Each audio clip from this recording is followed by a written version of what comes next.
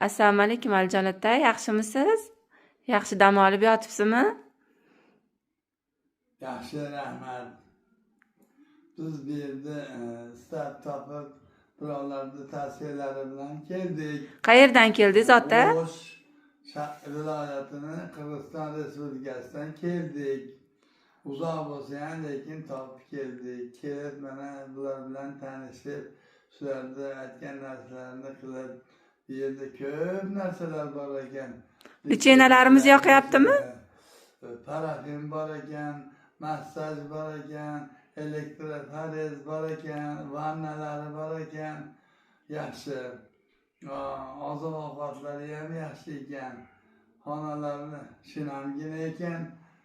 Havo yerlar ekan. Issiq. Xudoga shukr, shifo oldik. Kimdir oldi, kimdir kimga yoqdi, kimga rahmati bilmadigini. Lekin men o'zim lishni olgan yerlarimga shifo oldim. Rahmat. Ota sog' bo'ling, keladiganlarga aytaverasiz. Kelinglar, maza qilib dam olinglar.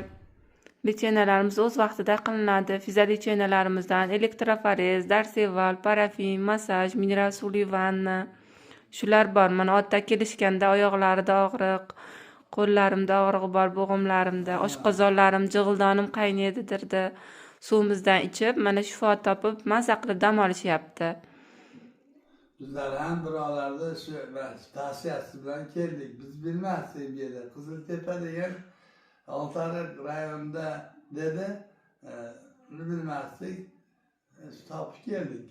Endi bundan keyin kerak bo'ladigan bo'lsa, yana shunisiga ham qishloqlarimiz, ham shaharlarimiz shularga aytib birgalikda kelib shifo olib ketamiz.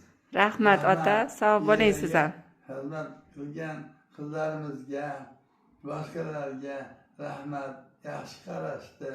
Alloh taolo ularni umriga rizqiga barakat bersin. Mana shu yerda qarab, xizmatlarni qilib bizni xursand qilganiga yana ham xursand bo'ldik.